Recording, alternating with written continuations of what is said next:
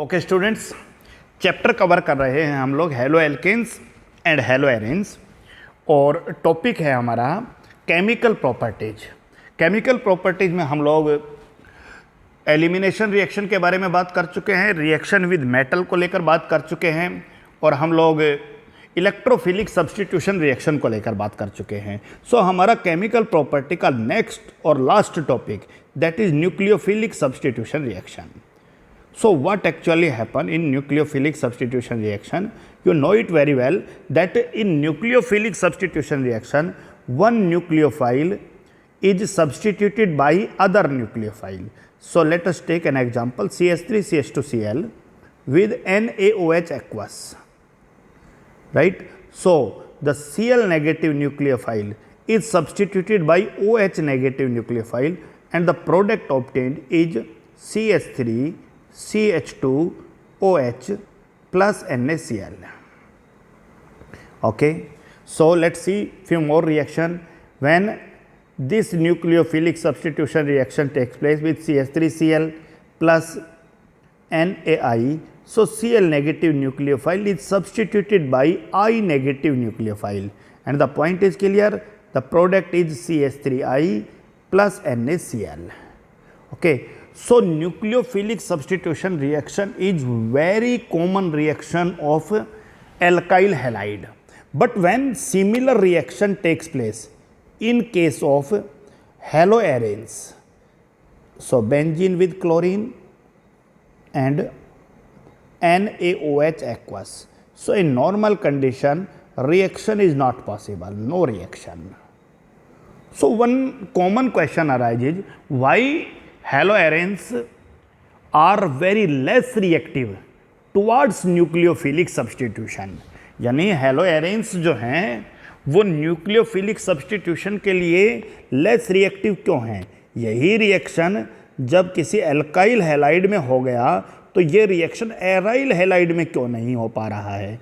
ये एक प्रश्न है कि plus NaI you again right that reaction is not possible, or if reaction is possible, so it have very less reactivity. So if reaction is possible in any circumstances, it have very less reactivity. Question पूछा कि भाई क्यों नहीं हो पा रहा है, तो हम लोग पहले हेलोएरेन से ही कहानी शुरू कर देते हैं कि न्यूक्लियोफिलिक सब्स्टिट्यूशन रिएक्शन जो हेलोएल्केन के केस में हो पा रहा था वो हेलोएरेन्स के केस में क्यों नहीं हो पा रहा। तो पहले हेलोएरेन पढ़ लेते हैं, फिर हम लोग हेलो एल्केन्स के ऊपर बात कर सकते हैं। क्लियर हो गया? लेकिन आप लोग इस पॉइंट को बहुत अच्छे से और ध्यान से समझते जाइए। पॉइंट ये है भाई कि haloarenes are very less reactive towards nucleophilic substitution. Haloarenes are very less reactive यानी बहुत कम रिएक्टिव होते हैं किसको लेकर? Towards nucleophilic substitution reaction. Okay, nucleophilic substitution reaction. And what is the reason behind it? There are many reasons to justify this point. The one common reason is, so due to resonance, resonance की वजह से carbon halogen bond partial double bond character acquire कर लेता है। Yes, resonance ऐसे ही होता है, आप सबको अच्छे से पता है। अब रेजोनेंस की वजह से जो कार्बन और हैलोजन के बीच में जो सिंगल बॉन्ड था वो अब पार्शियली डबल बॉन्ड हो गया है, राइट? और डबल बॉन्ड के अंदर फ्रीक्वेंटली आप लोग देखते हो कि सब्स्टिट्यूशन पॉसिबल नहीं है। So one reason is due to partial double bond character between carbon and halogen due to resonance. Nucleophilic substitution reaction possible नहीं है। तो पहला पॉइंट आप लोग एक्सप्लेन कर सकते हो what is the reason behind it, और रीजन आप लिखोगे partial double bond character between carbon and halogen acquired due to resonance. Okay, so this is the first point.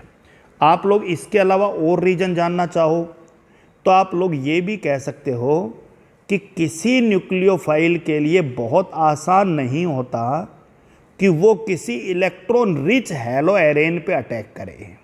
Nucleophile खुद इलेक्ट्रॉन रिच है और हेलोएरेन ये भी इलेक्ट्रॉन रिच है, right? आपको पता है क्लोरीन इलेक्ट्रॉन रिच है, इस पर तो अटैक वैसे ही नहीं करना, और रेजोनेंस की वजह से रिंग भी इलेक्ट्रॉन रिच है। सो ये एक दूसरे के लिए फेवरेट साइट नहीं है। आप सब पहले से ही बहुत अच्छे से एक बात जानते हो कि किसी न्यूक्लियोफाइल के लिए फेवरेट साइट इलेक्ट्रॉन डेफिशिएंट होती है। तो दूसरा रीजन आप ये भी लिख सकते हो कि बहुत आसान नहीं होता कि किसी न्यूक्लियोफाइल के लिए इलेक्ट्रॉन रिच हैलो एरेंस के ऊपर अटैक करना। एग्जाम में आप कोई भी रीजन लिख सकते हो। There other reason. अब आप सबको पता है भाई कि कोई रिएक्शन तभी होती है जब उसका इंटरमीडिएट स्टेबल होता है। अब रिएक्शन अगर न्यूक्लियोफिलिक सब्स्टिट्यूशन होगा तो क्लोरोबेंजीन का जो इंटरमीडिएट है वो आपका ये बनेगा, दैट इज क्लोरीन बाहर निकल जाएगा, ये कार्बोकैटायन बनेगा। It is phenyl carbocation, phenyl carbocation. और फिनाइल कार्बोकैटायन किसी भी तरीके से स्टेबलाइज नहीं हो रहा है, इसका पॉजिटिव चार्ज कैसे भी ख़त्म नहीं हो पा रहा, क्योंकि यार रेजोनेंस की संभावना अगर बन रही है तो वो यूँ बनेगी कि ये डबल बॉन्ड यहाँ शिफ्ट हो जाएगा। अगर ये डबल बॉन्ड यहाँ भी शिफ्ट हो गया तो बाकी सारे डबल बॉन्ड शिफ्ट होंगे, लेकिन पॉजिटिव चार्ज तो वहीं की वहीं रहा, उसके ऊपर तो कोई फर्क नहीं पड़ा। इसका मतलब फिनाइल कार्बोकैटायन स्टेबलाइज नहीं हो पा रहा है। क्लियर हो गया ही नहीं हो गया? तो आप लोग ये भी रीजन दे सकते हो कि जो आपका फिनाइल कैटायन बन रहा है उसकी इनस्टेबिलिटी, उसका स्टेबल नहीं होना। So the reason is third, instability of phenyl carbocation, right. So the phenyl carbocation जो है वो रेजोनेंस के द्वारा स्टेबलाइज नहीं हो रहा है। जबकि स्टेबलाइज को अगर और अच्छे से समझना चाहो तो आप यूँ भी समझ सकते हो कि ये जो मॉलिक्यूल है ना, ये बहुत फास्ट रिएक्शन शो करेगा, न्यूक्लियोफिलिक सब्स्टिट्यूशन आप लोगों ने किया भी है। बेंजाइल क्लोराइड को बेंजाइल अल्कोहल में बदला है आपने, ओके। तो फिर प्रश्न आया भाई इसमें ऐसा क्या हो गया?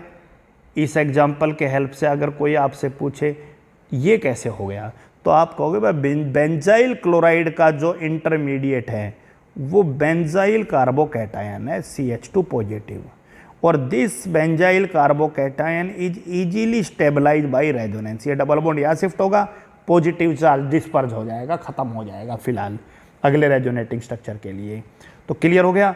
तो आपसे प्रश्न ये पूछा गया भाई कि दो रिएक्शन देकर कि एक ही जैसा दिखने वाला रिएक्शन हैलो एल्केन के केस में हो गया, CH3 CH2Cl plus NaOH aqueous and the reaction is CH3 CH2OH plus NaCl, okay. लेकिन बच्चों ऐसा ही रिएक्शन अगर हैलो एरेन के केस में कराया गया, this is chlorobenzene plus NaOH, तो हमारा रिजल्ट ये निकला कि reaction is not possible, not possible. So आपसे पूछा गया इस नॉट पॉसिबल के पीछे रीजन, और आज हमने कई रीजन्स के ऊपर बात किया, राइट, कि carbon halogen bond partial double bond character acquire करता है, न्यूक्लियोफाइल के लिए आसान नहीं होता, राइट, किसी भी इलेक्ट्रॉन रिच हैलो एरेंस के ऊपर अटैक करना। तीसरा रीजन बताया कि भाई फिनाइल जो कैटायन बन रहा है उसकी स्टेबिलिटी नहीं है, वो इनस्टेबल है, राइट। लेकिन आप लोग ध्यान दीजिए कि अगर इसी रिएक्शन को स्ट्रॉन्ग रिएक्शन कंडीशंस में कराया जाए तो स्ट्रॉन्ग रिएक्शन कंडीशंस तो जो बॉन्ड नहीं टूट रहे थे उनको भी तोड़ देगा।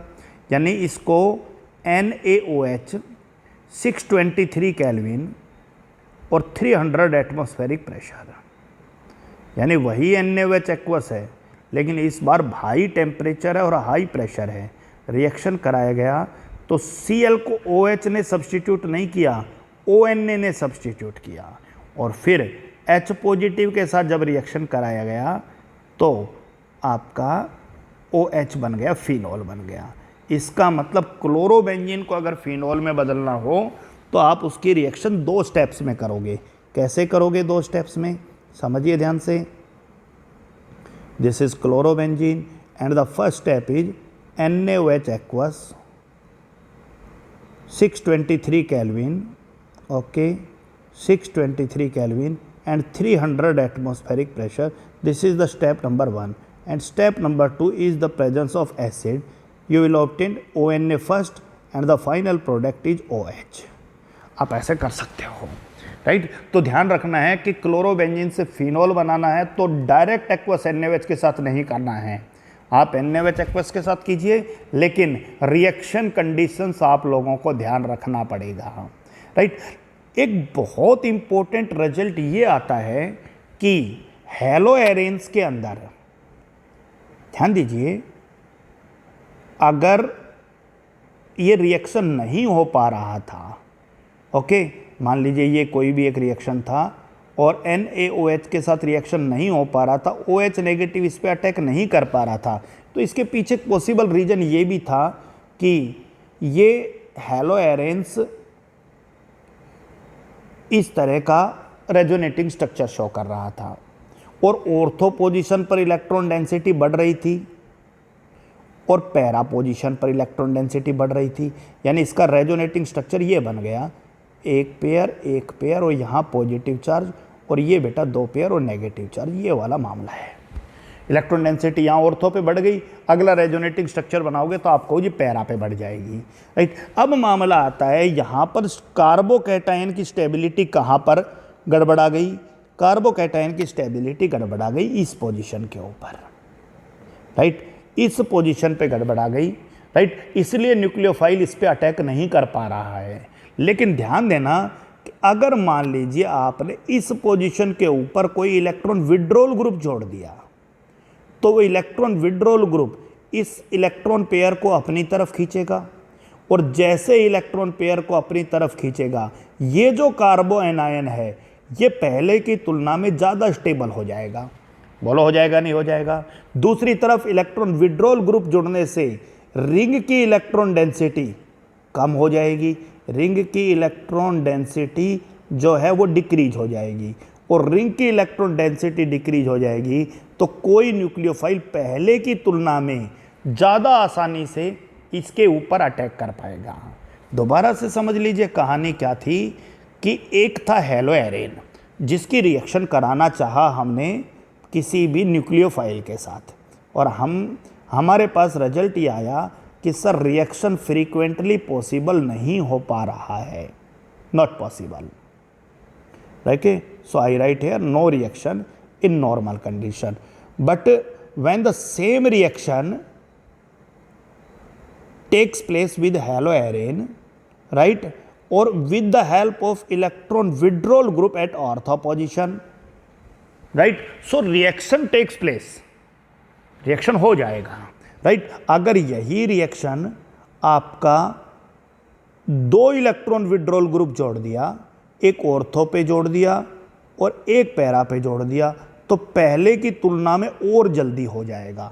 और अगर मान लीजिए कि हैलोएरेन के ऊपर 3 इलेक्ट्रॉन विड्रॉल ग्रुप जोड़ दिया सभी ऑर्थो और पैरा पोजीशन पर तो ये रिएक्शन और फास्ट हो जाएगा, यानी न्यूक्लियोफिलिक सब्स्टिट्यूशन होने लग जाएगा। तो प्रश्न ये आया कि आखिर इलेक्ट्रॉन विड्रॉल ग्रुप का रोल क्या है। इसको अलग अलग पॉइंट पे समझ सकते हो, लेकिन एक पॉइंट आपको ये भी समझ आ रहा है कि इलेक्ट्रॉन विड्रॉल ग्रुप जो है वो इस रिंग को इलेक्ट्रॉन डेफिशिएंट बना रहा है, इलेक्ट्रॉन डेंसिटी रिंग की घटा रहा है और रिंग की इलेक्ट्रॉन डेंसिटी घटने का मतलब है कि न्यूक्लियोफाइल इसके ऊपर इजीली अटैक कर सकता है, right. So we write that the presence of electron withdrawal group at ortho and para position withdraw the electron density from the benzene ring. Electron withdrawal group withdraw the electron density of benzene ring, right. और इससे क्या होगा कि किसी nucleophile का attack जो है वो पहले से इजी हो जाएगा। ये देखिए ये न्यूक्लियोफाइल मान लीजिए यहाँ पर अटैक करे पहले की तुलना में और 2 विड्रॉल ग्रुप जुड़े तो ये और जल्दी अटैक करेगा, बोलो, और ग्रुप जुड़ गया तो ये न्यूक्लियोफाइल और ज़्यादा जल्दी अटैक करेगा पहले की तुलना में, राइट, क्योंकि रिंग की इलेक्ट्रॉन डेंसिटी को ये डिक्रीज कर रहा है, राइट। और भी पॉसिबल रीजन्स के ऊपर हम लोग बात करेंगे, लेकिन एक बात आपको समझ में आ गया। अब एक प्रश्न आता है भाई कि ये इफेक्ट मेटा पे क्यों नहीं हो रहा, क्योंकि आप सबको पता है भाई हैलोएरेन का रेजोनेटिंग स्ट्रक्चर बना के देखिए, इलेक्ट्रॉन डेंसिटी केवल कहाँ बढ़ती है, ऑर्थो पे बढ़ेगी, फिर अगला बनाओगे तो पैरा पे बढ़ेगी, अगला बनाओगे तो फिर से ऑर्थो पे बढ़ेगी। तो इलेक्ट्रो डेंसिटी ऑर्थो और पैरा पे बढ़ रही है, तो अगर ऑर्थो और पैरा पर विड्रॉल ग्रुप जोड़ेंगे तभी वो इन इलेक्ट्रॉन पेयर को खींचेगा। अगर मेटा पर कोई ग्रुप जोड़ दिया तो वो इलेक्ट्रॉन डेंसिटी को नहीं घटा पाएगा। ये पॉइंट भी क्लियर होना चाहिए। बहुत टॉपिक बड़ा आसान है लेकिन बहुत ध्यान से समझना है आपको इस पॉइंट को। चलिए एक बार इस कहानी को फिर से समझ लेते हैं कि हुआ क्या। क्लोरोबेंजीन का रिएक्शन हमने करना चाहा NaOH एक्वस के साथ, और रिजल्ट ये निकला कि सर नॉर्मल कंडीशन में OH नेगेटिव के साथ रिएक्शन नहीं हो रहा है, नो रिएक्शन, राइट। लेकिन अगर क्लोरोबेंजीन के ऊपर ध्यान दीजिएगा, इस रिएक्शन को हमने किया NaOH के साथ 623 केल्विन के ऊपर किया, 300 एटमॉस्फेरिक के ऊपर किया, ध्यान दीजिएगा पहले स्टेप में, और दूसरे स्टेप में H पॉजिटिव के साथ किया। तो पहले ONA बना और फिर OH बन गया, आपको आपका प्रोडक्ट मिल गया, राइट। अगर यही रिएक्शन हैलो एरेन में ऑर्थो और पैरा पोजीशन पर इलेक्ट्रॉन विड्रॉल ग्रुप जोड़कर कराई जाए, ये देखिए, और ऑर्थो पोजीशन पर इलेक्ट्रॉन विड्रॉल ग्रुप NO2 जोड़ दिया और फिर से यही रिएक्शन कराई गई भाई, राइट। इस बार रिएक्शन NaOH के साथ कराई, नंबर 1 स्टेप पहले की तरह ही, राइट। लेकिन 443 केल्विन पर करी हो गई ये रिएक्शन। मतलब पहले जो रिएक्शन 623 पे हो रही थी अब वो 443 पर हो रही है। इसका मतलब पहले से जल्दी हो रही है। और रीजन आपका क्या है, NO2 ग्रुप का जुड़ना। इसका मतलब आप एक स्टेटमेंट लिख सकते हो कि अगर हैलो एरेन की रिंग पर ऑर्थो और पैरा पोजीशन पर कोई इलेक्ट्रॉन विड्रॉल ग्रुप जुड़ जाता है तो रिएक्शन न्यूक्लियोफिलिक सब्स्टिट्यूशन के लिए इजी हो जाती है। सो क्लोरीन की जगह आपका OH आ गया और NO2 जहाँ है वहीं पर रहेगा। क्लियर हो गया। आपके ऑर्थो और पैरा पोजीशन पर जब इस रिएक्शन पर जा रहे हो, राइट, आप अगर बुक को फॉलो करोगे और एक्सपेरिमेंटल डाटा पे जाओगे तो मैं ये ऑर्थो से हटा देता हूँ और पैरा पे जोड़ देता हूँ, क्योंकि बहुत कंक्रीट डाटा को ही फॉलो करना है हमें, राइट। पैरा पोजीशन का रिजल्ट है, राइट। ऑर्थो के रिजल्ट कुछ डिफरेंट होंगे। So I write here o para position पर हमने क्या कर दिया, NO2 को जोड़ दिया और रिएक्शन 443 केल्विन के ऊपर हो गया। अगर बच्चों यही रिएक्शन 2 ग्रुप जोड़ दिए तो आप कहोगे 2 विड्रॉल ग्रुप जोड़ने से और फास्ट हो जाएगी, और ये हमें एक्सपेरिमेंटल रिजल्ट से देखने को मिलेगा। एक इस ऑर्थो के ऊपर जोड़ दिया और एक इस पैरा के ऊपर जोड़ दिया। चलिए रिएक्शन कैसे हुआ, पहले NaOH के साथ किया और जो रिएक्शन एक विड्रॉल ग्रुप जोड़ने पर 443 केल्विन पर हुई थी वो 2 विड्रॉल ग्रुप जोड़ने के बाद आपका 368 केल्विन पर हो गया, मतलब और ज़्यादा फास्ट हो गई। Okay, so this is chlorine, right, substituted by OH and this is NO2 and NO2. Okay, right. इसका मतलब ये हुआ कि हैलो एरेन न्यूक्लियोफिलिक सब्स्टिट्यूशन के लिए बहुत कम रिएक्टिव हैं। पहले पॉइंट से हमें ये समझ में आया। उसके बाद हमने ये कहा कि अगर हैलो एरेन की रिंग पर इलेक्ट्रॉन विड्रॉल ग्रुप जोड़ दिया जाए, तो जैसे हैलो एरेन का रिएक्शन आपने कराया हाई रिएक्शन कंडीशंस में, फिर एक इलेक्ट्रॉन विड्रॉल ग्रुप जोड़ा तो पहले की तुलना में जल्दी हो गया ये रिएक्शन। फिर 2 इलेक्ट्रॉन विड्रॉल ग्रुप जोड़े ऑर्थो और पैरा पोजीशन पर, पहले की तुलना में और जल्दी हो गया। फिर 3 इलेक्ट्रॉन विड्रॉल ग्रुप जोड़े जाएं, ये देखिए 3 इलेक्ट्रॉन विड्रॉल ग्रुप यहाँ जोड़े जाएं, Cl that is NO2, okay, this is at NO2 and this is NO2। तो क्या होना है भाई, ये जो रिएक्शन है ये NaOH के साथ बहुत जल्दी हो जाएगी और NaOH जैसा रिएजेंट की ज़रूरत नहीं है, केवल आप वाटर ही ले लीजिए और वार्म कर दीजिए। आप हाई हीट करने की भी ज़रूरत नहीं है। क्या होगा, Cl की जगह OH आ जाएगा और NO2 आ जाएगा, NO2 आ जाएगा और NO2 आ जाएगा। तो यहाँ से 2 क्वेश्चन बहुत कॉमन बन के आ रहे हैं कि how NO2 group attached on benzene ring of haloarene. The question is, ध्यान रखना, how electron withdrawal group, not only NO2 group, और I mention here NO2 group, right, electron withdrawal group.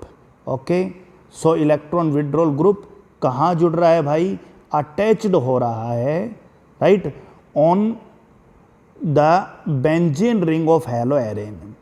ठीक है, तो बेंजीन रिंग में 5 ही जगह हैं जहां वो अटैच हो सकता है, क्योंकि जहां क्लोरीन जुड़ा है वहां तो अटैच हो नहीं सकता।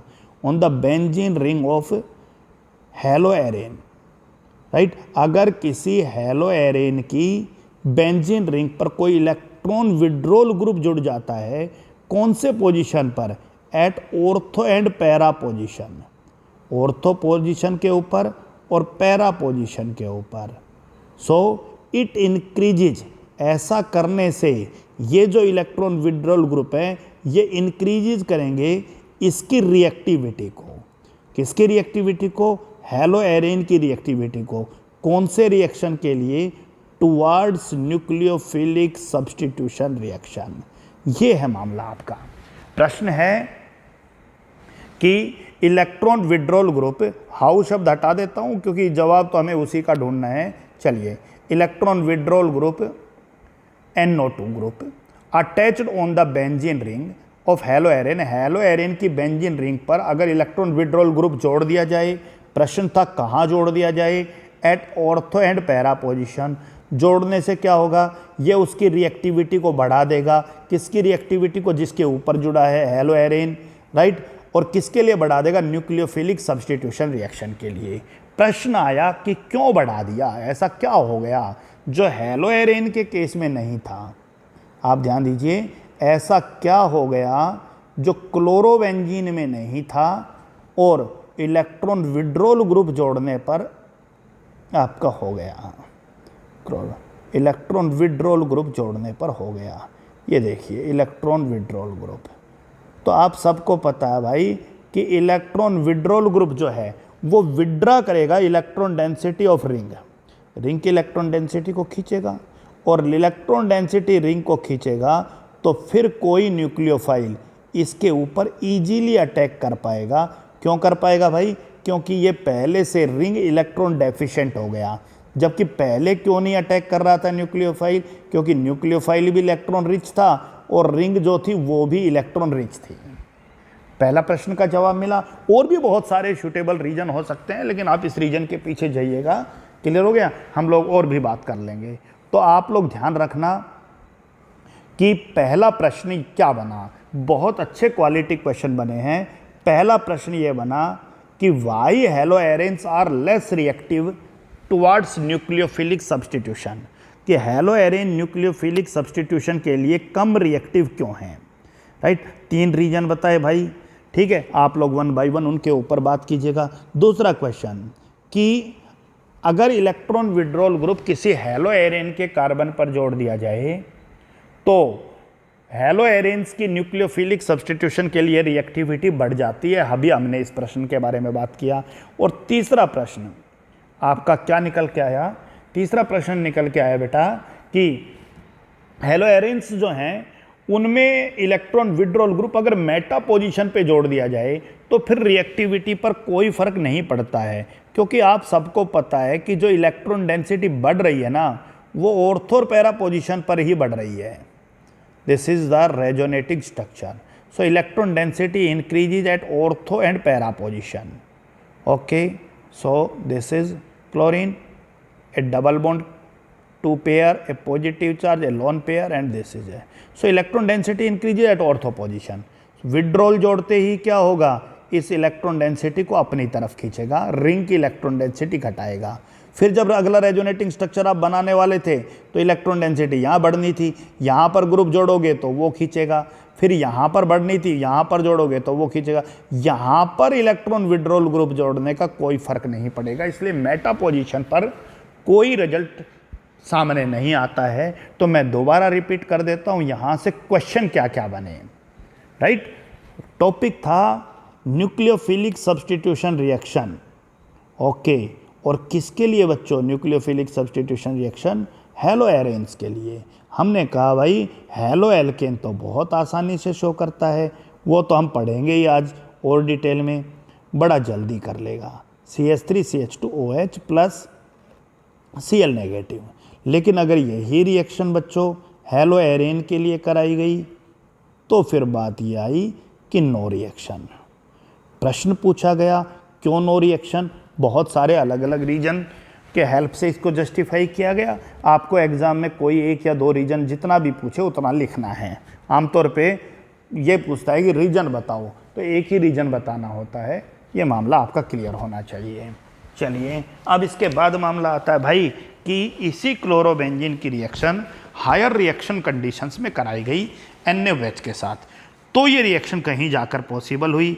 जो बॉन्ड नहीं टूट पा रहे थे वो टूटे, और वो कंडीशन थी आपकी NaOH के साथ पहले स्टेप में 623 केल्विन और 300 एटमॉस्फेरिक पर जाकर, और फिर जो प्रोडक्ट बना उसकी H पॉजिटिव के साथ, तब जाकर बच्चों Cl की जगह सब्स्टिट्यूट हुआ OH, राइट। फिर मामला ये आया भाई कि अगर इसी हेलो एरेन पर इलेक्ट्रॉन विड्रॉल ग्रुप जोड़ा ऑर्थो और पैरा पोजीशन पर, यही रिएक्शन पहले की तुलना में थोड़ा जल्दी हो गया, राइट। जो 623 केल्विन पर हो रहा था बेटा वो 443 केल्विन के ऊपर हुआ, 2H पॉजिटिव, और Cl को सब्स्टिट्यूट किया OH ने। अगर दो इलेक्ट्रॉन विड्रॉल ग्रुप जोड़े और वो भी ऑर्थो और पैरा पोजीशन पर, पहले की तुलना में रिएक्टिविटी और ज़्यादा बढ़ गई। दो NO2 ग्रुप जोड़ते वही NaOH के साथ रिएक्शन, लेकिन इस बार 368 केल्विन पर ही हो गया और फिर H पॉजिटिव के साथ, राइट। और अगर तीनों पोजीशन के ऊपर NO2 ग्रुप जोड़ा गया तो बच्चों आपका रिएक्टिविटी और ज़्यादा बढ़ गया। NaOH जैसे रिएजेंट की ज़रूरत भी नहीं पड़ी OH लाने के लिए, केवल वाटर के साथ वार्म कर दिया गया, राइट। और Cl की जगह बच्चों OH आ गया। तीनों ही केस में अलग अलग कंडीशन में NO2, NO2 and NO2।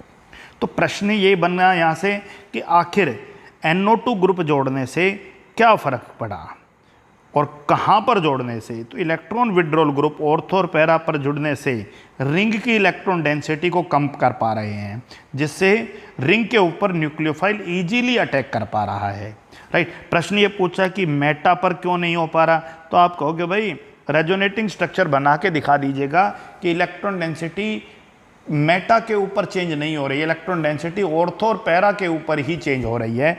So Meta के ऊपर ये इफेक्ट जो है उसका कोई भी असर नहीं आ रहा है, ठीक है ना भाई। तो ये आपके पॉइंट थे।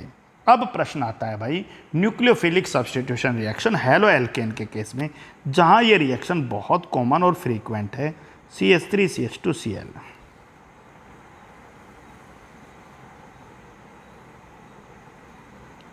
So the point is,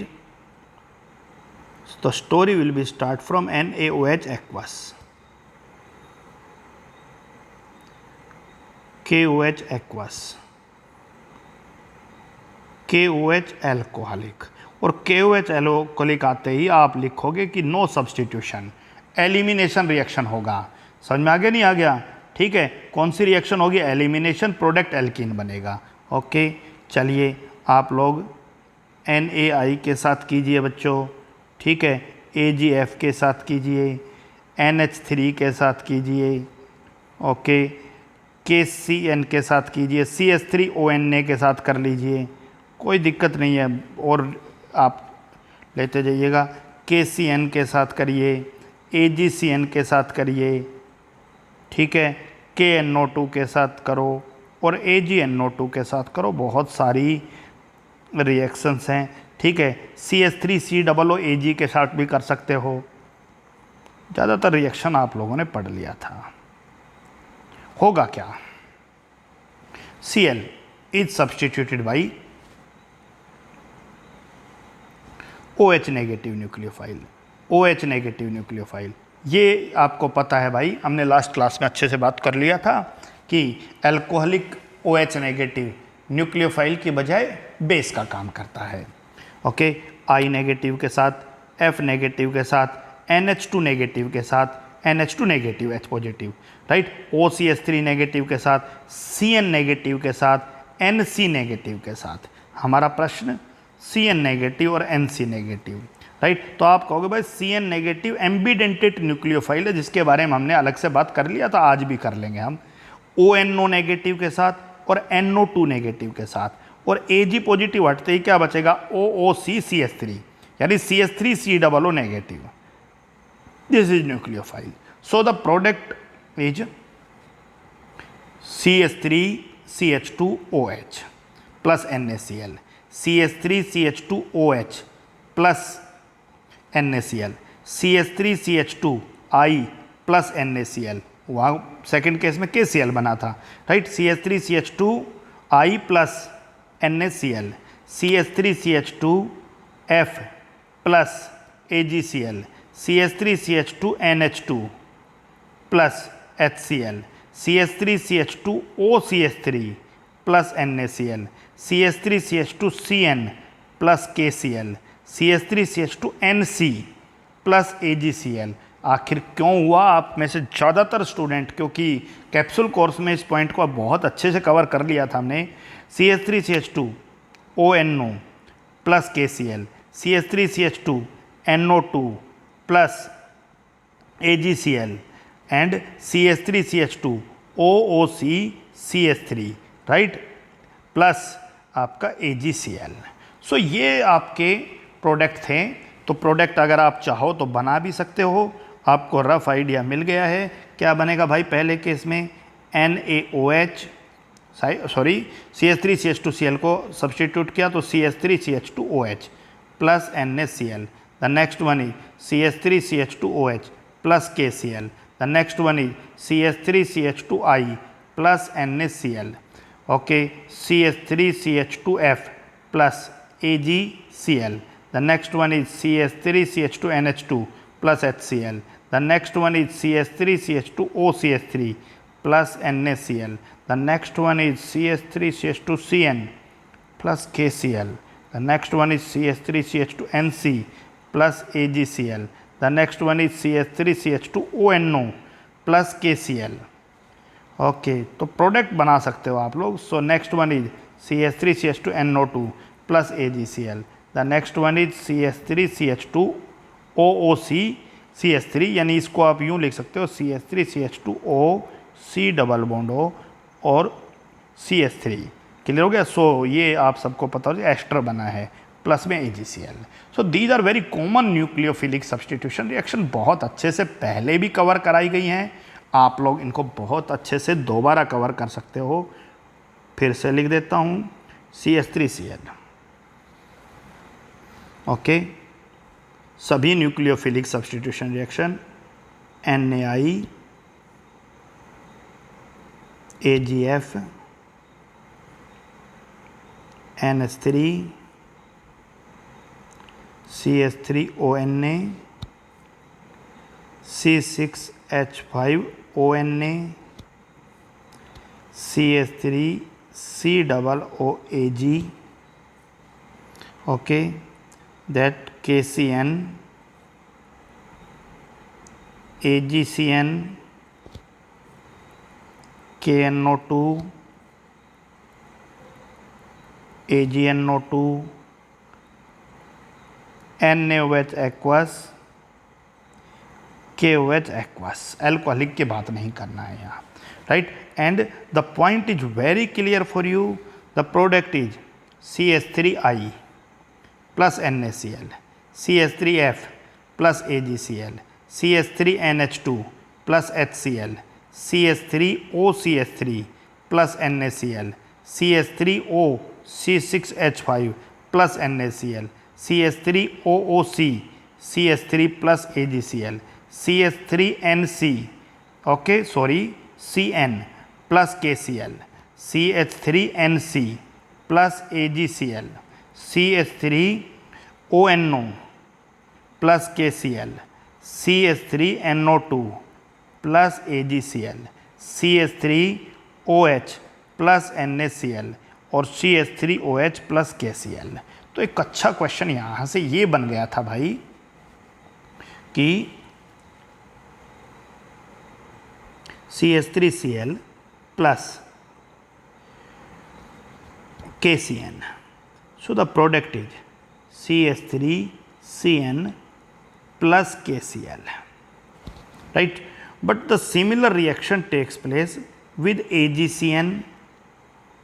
So the reaction is CH3NC plus AgCl.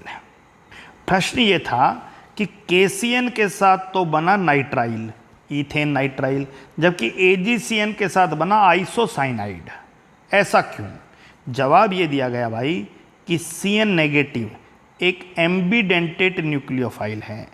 Ambidentate nucleophile का मतलब भाई इसके पास दो न्यूक्लियोफिलिक सेंटर हैं। एम्बीडेंटेट न्यूक्लियोफाइल, एम्बीडेंटेट न्यूक्लियोफाइल का मतलब, एम्बीडेंटेट न्यूक्लियोफाइल का मतलब है इसके पास दो न्यूक्लियोफिलिक सेंटर हैं, कार्बन भी और नाइट्रोजन भी, राइट?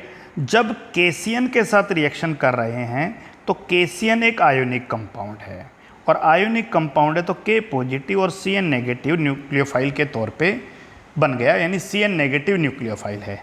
अब CH3 के साथ बॉन्ड बनाना है, CH3 पॉजिटिव, Cl बाहर निकल जाएगा, तो CN नेगेटिव का कार्बन भी फ्री है बॉन्ड बनाने के लिए और नाइट्रोजन भी फ्री है।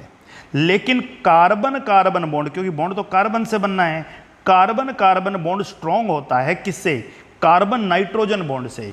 इसलिए रिएक्शन CN के साथ, CN के C के साथ होगा और CH3CN प्रोडक्ट बनेगा। क्लियर हो गया? दोबारा रिपीट कर देता हूं कि KCN के केस में क्या हुआ। KCN के केस में KCN आयोनिक कंपाउंड है, CN नेगेटिव का C भी फ्री है बॉन्ड बनाने के लिए और N भी फ्री है, लेकिन कार्बन कार्बन बॉन्ड ज़्यादा स्ट्रॉन्ग होता है, इसलिए बॉन्ड C बना रहा है, N नहीं बना रहा है। जबकि दूसरी तरफ AgCN एक कोवलेंट कंपाउंड है, कार्बन बॉन्ड बनाने के लिए फ्री नहीं है, इसलिए जो बॉन्ड बनेगा वो नाइट्रोजन के थ्रू ही बनेगा, और नाइट्रोजन के थ्रू बॉन्ड बनते ही आपका CN नाइट्राइल ना बन के क्या बनेगा? आइसोसाइनाइड बनेगा। तो ये पॉइंट भी आप लोगों के लिए बहुत अच्छे से क्लियर होना चाहिए। तो हमारा आज का टॉपिक है, बहुत डिटेल्ड टॉपिक था, बहुत छोटा नहीं है, ध्यान रखना। हम लोगों ने न्यूक्लियोफिलिक सब्स्टिट्यूशन की कहानी शुरू की, आपको ये बताया कि न्यूक्लियोफिलिक सब्स्टिट्यूशन हेलो एल्केन्स में बहुत इजीली हो जाता है, हेलो एरेंस में नहीं हो पाता, राइट? हेलो एरेंस के अंदर किन कंडीशंस में होता है, इलेक्ट्रॉन विड्रॉल ग्रुप जोड़ने पर क्या इफेक्ट पड़ता है, कहाँ जोड़ना चाहिए, ऑर्थो पे जोड़ना चाहिए, पैरा पे, मेटा पे जोड़ने से कोई इफेक्ट क्यों नहीं बनता, तो ये सारे सिंपल क्वेश्चन आपके सामने आ गए हैं। अब बच्चों अगली क्लास में हम लोग mechanism of nucleophilic substitution reaction, उसके बारे में बात करेंगे। क्लियर हो गया? तो यहाँ तक का जनरल टॉपिक हमने पहले भी कवर कर लिया था, जानबूझकर एक क्लास आपको फालतू दे रहा हूँ मैं, ताकि ये टॉपिक बहुत अच्छे से क्लियर हो जाए। इस चैप्टर का सबसे ज़्यादा पूछा जाने वाला क्वेश्चन इसी टॉपिक से कवर होता है, बहुत अच्छे से पढ़िएगा, अभी बहुत सारी चीज़ें सीखनी बाकी हैं। कल हम पढ़ेंगे mechanism of nucleophilic substitution reaction, right? SN1 और SN2 नाम सुना भी होगा, बहुत इंपॉर्टेंट, बहुत इजी टॉपिक है। So that's all for today.